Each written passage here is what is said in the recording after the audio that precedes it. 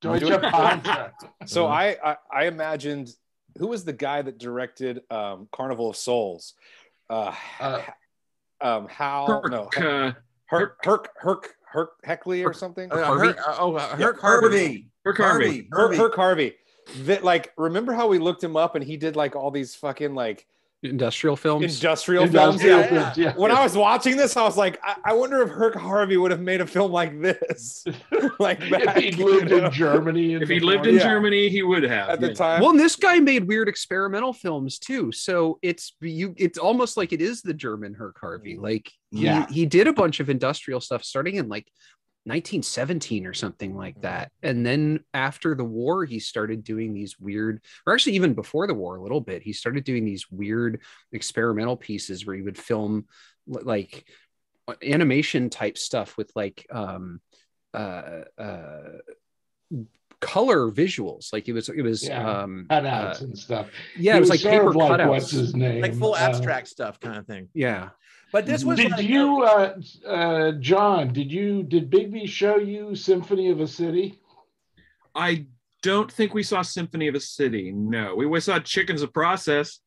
Yeah, I saw those. Yeah, that twice. But I did see Symphony of the City, and it's almost like Ziggy Vertov's Man with the Movie Camera. Well, they made me watch that one. That's actually great. That's a great film. Yeah, it's actually good. Yeah, it's really good. You know what it also reminded me of, Jim, was Riefenstahl, when they cut from the parts going into the water to the swimmers, and all of a sudden we just saw all the Aryan guys standing there like getting ready to go off to war. It was like, okay.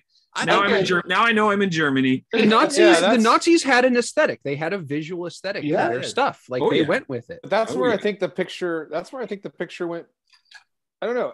I won't say downhill, but it definitely took a left turn because I was all in on the tank. Or a right turn. Or a right turn. Because it kind of was like Koyaanisqatsi in that it just really was finding a way to sort of make this inanimate object stuff like really visually appealing. It was a really cool episode of how it's made for the first 5 minutes. No, I love what Scott did in the preview of just like cutting Dana Andrews going through the graveyard. World War II was all about mechanization, man. It was and it's like it was a symphony of mechanization. Yeah. I will say I thought the money shot of the tank actually driving out at the end should have been longer and wider. Hell yes. Well, also and lower too, so it looks bigger.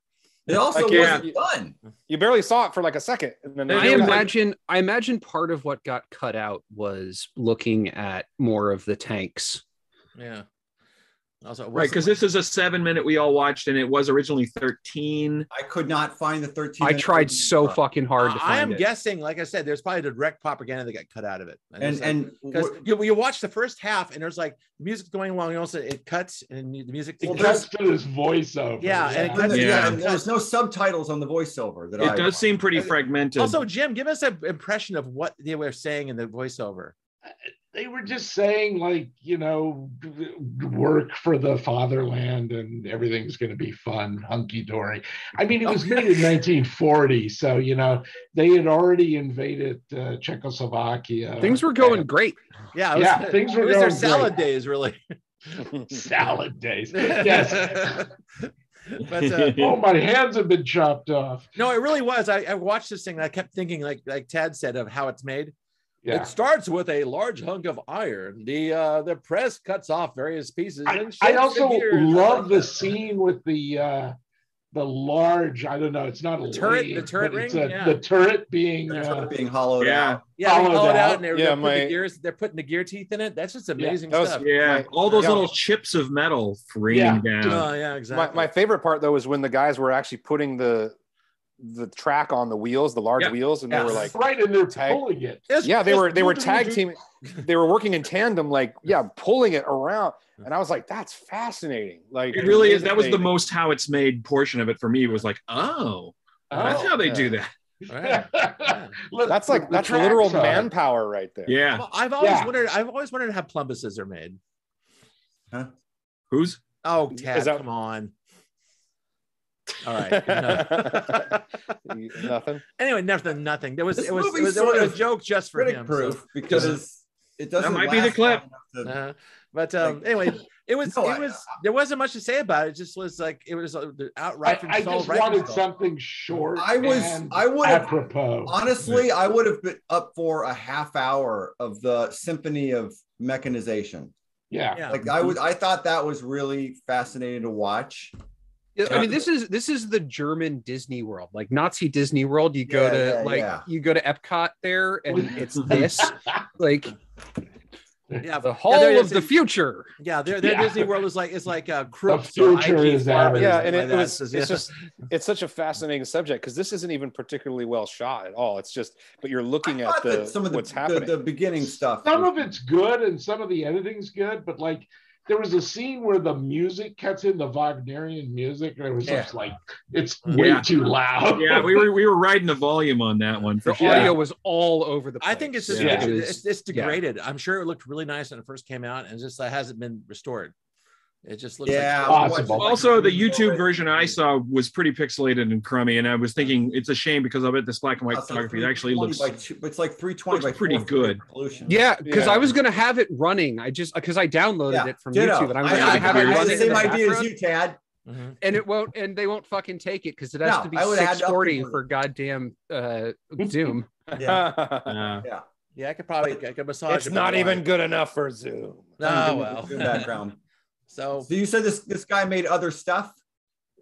Well, his most famous flick is Berlin Portrait of a City, or Symphony of a City. I love how you're calling these. Oh, so that's the same director. You mentioned that film before. Yeah, it's the same director who did it, and he stayed in Germany because I guess he wasn't Jewish, and he wasn't Fritz Lang.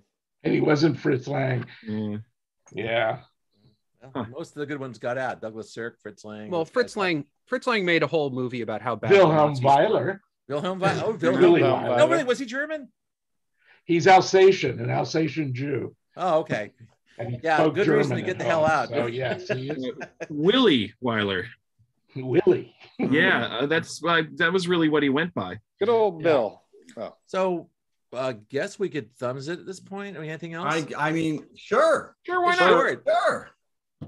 I give Ruttmann a thumbs up. Yeah, it was. I mean, it's definitely. I'm going to try not to think about propaganda all the people on the receiving end of those tanks. Yeah, exactly. This was one of the they made a quality product, and we're proud to show it off.